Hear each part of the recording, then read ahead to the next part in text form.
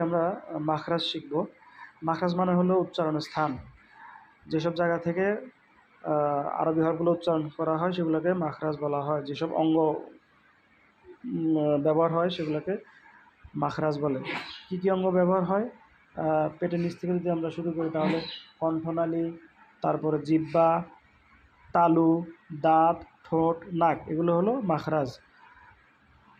এই কয়টা অঙ্গ এর ব্যবহার হয় টোটালে 29টা যে হরফ আছে হরফগুলো উচ্চারণের ক্ষেত্রে। তো আমরা আজকে শুরুতে নিচ থেকে শুরু করব। নিচ থেকে বলতে আসলে উচ্চারণ দিক থেকে হলো শুরুটা হলো কণ্ঠনালী। কণ্ঠনালীর সাথে সম্পর্কিত টোটাল 6টি হরফ আছে। এই হরফগুলো আজকে আমরা কীভাবে উচ্চারণ করতে হয় শিখব ইনশাআল্লাহ। তো আমাদের যে কণ্ঠনালী আছে এই কণ্ঠনালী শুরু মানে নিচে, তারপর মধ্যখান, তারপর শেষ। এই শুরুটা থেকে 2টা হরফ আসে। কণ্ঠনালী শুরু হতে কয়টা হরফ? 2টা। এইটা একটা কণ্ঠনালীর ড্রয়িং আমরা চিন্তা করি বোঝার সুবিধার্থে। এটা হলো শুরু। কণ্ঠনালী শুরু হইতে হামজা, হা। নর্মাল পেট থেকে বাতাস বের হয়ে আসবে, কোনো চাপ দিতে হবে না, নর্মালি হা, হামজা, হা। তারপরে কণ্ঠনালীর মধ্যখান হইতে আওয়াজকে এবার চাপাইয়া 2টা হরফ উচ্চারিত হয়। সেটা হলো আইন, হা, আইন, হা। এই হরফ দুটো উচ্চারণ করার সময় পেটও শক্ত হয়ে যাবে, তাহলে সঠিক উচ্চারণটা বের হবে। চাপ দিয়ে গলায় টিপে ধরলে যেরকম শব্দ হয়, যে আমরা শব্দ করতে চাই কিন্তু বের হচ্ছে না, ঠিক ওইভাবে চেপে উচ্চারণ করতে হবে। আইন, হা, আইন, হা।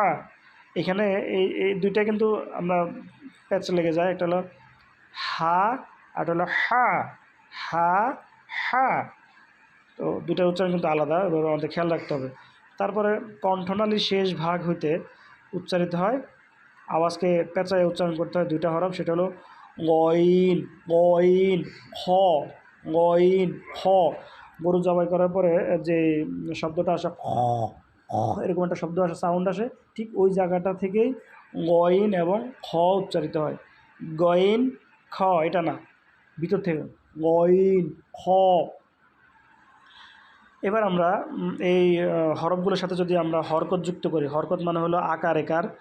আরবিতে বাংলাতে যেরকম আকার একার রসিকার থাকে, এরকম আরবিতেও আছে আকার একার। সেগুলোকে আসলে আকার একার বলে না, সেগুলোকে বলা হয় হরকত। জবর, জের, পেশ, 3টা আছে, জবর, জের, পেশ। জবর উচ্চারণটা হয় আয়ের মতো, মানে আকারের মতো। জের উচ্চারণটা হয় রসিকারের মতো এবং পেশের উচ্চারণটা হয় রস্যকারের মতো। তো আমরা এবার আর 2 জবর, 2 জের, 2 পেশ, এগুলোকে বলে তানবিন, মানে আকার একারের সাথে শেষে ন যুক্ত হবে, এটাকে বলে তানবিন। তো এইগুলো যদি আমরা ব্যবহার করি তাহলে উচ্চারণটা কেমন হয় একটু আমরা দেখি। আমরা হরকতগুলো ফিট করে দেখি হরফের সাথে, এগুলোকে বলে হরফ, আর উপরটা হলো হরকত। তাহলে হামজা জবর আ, হঠাৎ করে আ। হামজা জের ই, ই। হামজা পেশ উ, উ। আ, ই, উ। এখানে আ, ই, উ এইভাবে পড়লে হবে না, হঠাৎ করে উচ্চারণ করতে হবে আ, ই, উ। তারপর তানবিন দিয়ে আন, ইন, উন। আ, ই, উ, আন, ইন, উন। এবার আমরা আসি হায়ের ক্ষেত্রে। হা, নর্মাল হা, বাতাস চালু। হায়ের সাথে জবর দিয়ে হা, হি, হু, হান, হিন, হুন। হা, হি, হু, হান, হিন, হুন। তাহলে আমরা হরকত দিয়ে কীভাবে উচ্চারিত হয় সেটাও জানতে পারলাম, যে প্রথম কণ্ঠনালীর শুরু হইতে যে 2টা হরফ উচ্চারিত হয়, হামজা এবং হা। এবার আমরা কণ্ঠনালীর মাঝখান থেকে উচ্চারিত হয় আইন এবং হা। এবার এই 2টা আমরা হরকত দিয়ে পড়ব। যে আইনটাকে এখানে আপনারা দেখবেন যে লেখা আছে যে কণ্ঠনালীর মধ্যখান হইতে আওয়াজকে চাপাইয়া উচ্চারণ করতে হয় আইন, আইন, আইন। একটু মুখটা ছড়ায় রাখবে, হ্যাঁ। তাহলে যে আইন জবর আ, আ, ঐ, ও, আ, ঐ, ও। আর তানবিন দিলে আন, ঐন, ওন। এই হরফটা উচ্চারণ করার সময় আপনাদের পেট শক্ত হয়ে যাবে, হ্যাঁ, যেহেতু আপনি কণ্ঠনালীতে চাপ দিচ্ছেন। আ, ঐ, ও, আন, ঐন, ওন। এটা যেন আবার হামজার সাথে না মিলে যায়। অনেকে আমরা আ ই উ এভাবে পড়ি, এটা না। আ ই উ আন ইন উন, হামজা দিয়ে পড়লে হবে। হামজা জবর আ, আইন জবর আ, হামজা জের ই, আইন জের ই, হামজা পেশ উ, আইন পেশ উ। তাহলে আ আ ই ই উ উ। একইভাবে তানবিনের ক্ষেত্রে আন আন ইন ইন উন উন, হামজা এবং আইনের যে পার্থক্য উচ্চারণ সেটাও আমরা শিখলাম। এবার আইনের সাথে আরেকটা হরফ আছে যেটা কণ্ঠনালীর মাঝখান থেকে উচ্চারিত হয়, সেটা হলো হা। আমরা এবার হাতে যাই। হার উচ্চারণটা আমরা কীভাবে করব? এই যে আমাদের হা, হাকে যদি হাতে যদি আমরা এই হরকত যুক্ত করি জবরজের পেশ, তাহলে উচ্চারণ হবে হা জবর হা, হি হু, একদম চেপে হা হি হু। তানবিন দিলে হান হিন হুন, হান হিন হুন, হা হি হু, হান হিন হুন। তাহলে ওই যে আগে যে গোল হাটা পড়লাম যেটা কণ্ঠনালীর মাঝখান শুরু থেকে, আর এটা হলো কণ্ঠনালীর মাঝখান থেকে, দুই হায়ের মধ্যে আসলে পার্থক্যটা কি? আমি প্রথমে পড়বো গোল হাটা, পরে পড়বো এই হাটা। দেখেন, হা জবর হা, হা জবর হা, হি হি, হু হু, হান হান, হুন হিন হিন, হুন হুন।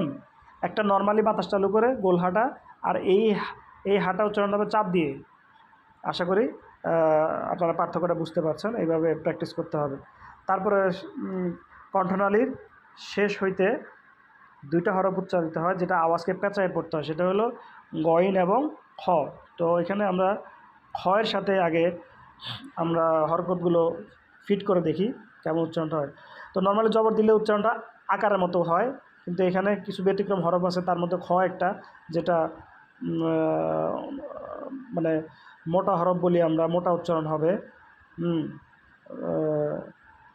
জবর দিলে আকার না হয় খ জবর খই হবে, এখানে খা হবে না, খ খ হি খু, খ হি খু। আওয়াজগুলো একটু মোটা হবে। মোটা করার সিস্টেম হলো ঠোঁটগুলো স্বাভাবিক অবস্থায় রেখে উচ্চারণ, আর পাতলা করার সিস্টেম হলো ঠোঁটগুলো এই যে ডানে বামে ছড়ায় উচ্চারণ।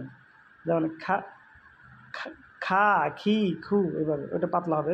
তো এটা হচ্ছে হ হি হু, হন হিন হুন। তারপর এটার সাথে আরেকটা হরফ ছিল আমাদের গইন। গইনের উচ্চারণটা আমরা এবার দেখি কিভাবে করতে হয়, আওয়াজকে পেঁচিয়ে কিভাবে করতে হয়। এই যে গইন,